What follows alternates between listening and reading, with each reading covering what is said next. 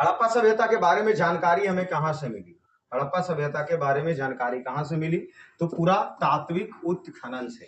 अतः जब खुदाई हुआ, खुदाई होने के बाद जो वस्तुएं मिले, वहां से हमें हड़प्पा सभ्यता के बारे में क्या मिला? जानकारी मिला। तो प्रश्न डायरेक्ट कि जानकारी का प्रमुख स्रोत क्या है? तो पुरातात्विक उत्खनन। पुरातात्विक उत्खनन है हड़प्पा सभ्यता की जानकारी के बारे में। चलिए, सिंधु सभ्यता किस काल से संबंधित है? ऐतिहासिक, अर्ध ऐतिहासिक, प्राग ऐतिहासिक आता है ना, तो आद्य ऐतिहासिक काल का से संबंध रखता है। अभी तक हमने 3 प्रश्न पढ़ा, क्या तीनों प्रश्न आपको याद है ना?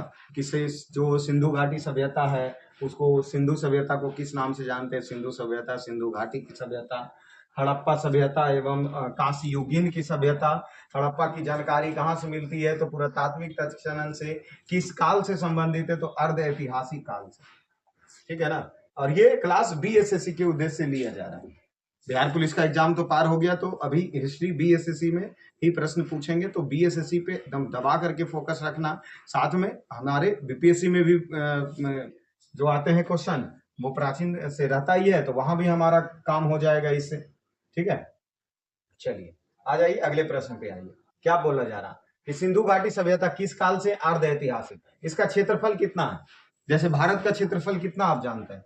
32,87,263 वर्ग किलोमीटर। उसी प्रकार हड़प्पा सभ्यता का क्षेत्रफल कितना है?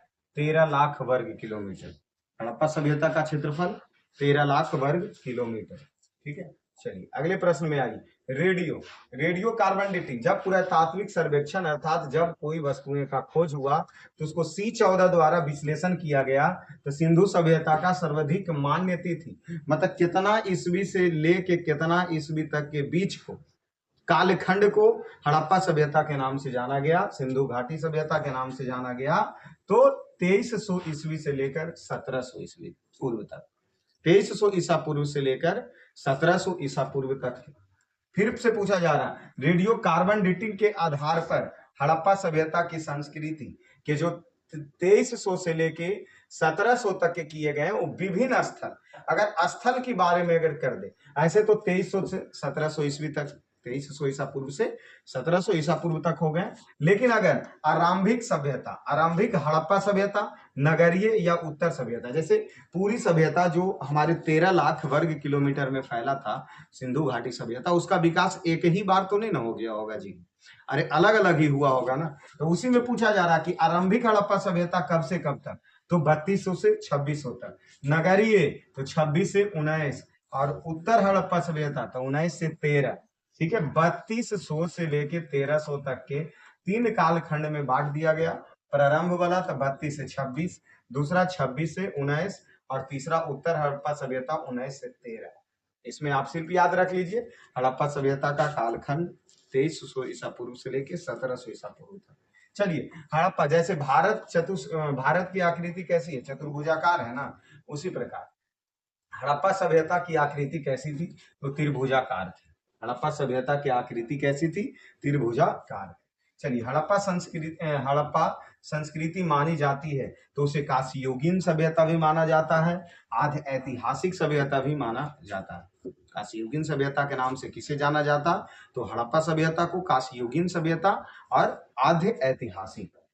ठीक है, चलिए अब इसकी चौहद्दी की अगर बात कर ले तो विस्तार देख लीजिए, ये सबसे महत्वपूर्ण है, इसको तो याद करके ही जाना है, यहाँ से इसको तो याद करके ही जाना है। जैसे हड़प्पा सभ्यता का क्षेत्रफल कितना था? 13 लाख वर्ग किलोमीटर ना सर।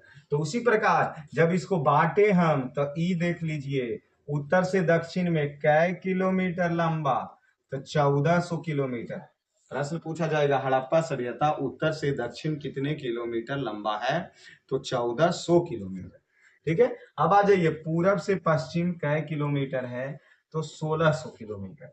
जैसे इसमें देखिए भारत वाले में भी हम याद रखते हैं ना, भारत में रखते हैं कि नहीं रखते? उत्तर से दक्षिण 2900 किलोमीटर, अब पूरब से पश्चिम 3214 किलोमीटर रखते हैं ना। पूरब से पश्चिम ये 2900, उत्तर से दक्षिण, पूरब से पश्चिम 3214। उसी प्रकार जो हड़प्पा सभ्यता भी है वह उत्तर से दक्षिण 1400 किलोमीटर और पूरब से पश्चिम 1600 किलोमीटर। ठीक है, चलिए इसके सबसे उत्तर में सिंधु सभ्यता का विकास उत्तर में जम्मू कश्मीर, उत्तर में कौन कश्मीर, जम्मू कश्मीर। हड़प्पा सभ्यता के उत्तर में जम्मू कश्मीर, दक्षिण में दैमाबाद, और दैमाबाद किस राज्य में, महाराष्ट्र राज्य में।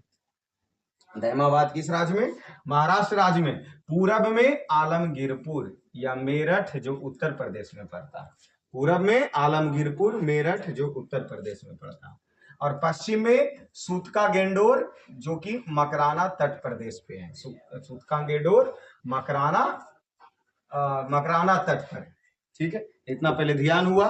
तो हड़प्पा सभ्यता का उत्तर से दक्षिण 1400 किलोमीटर, पूरब से पश्चिम 1600 किलोमीटर, उत्तर में जम्मू कश्मीर, दक्षिण में दैमाबाद, पूरब में आलमगीरपुर और पश्चिम में सूतका गेंडोर।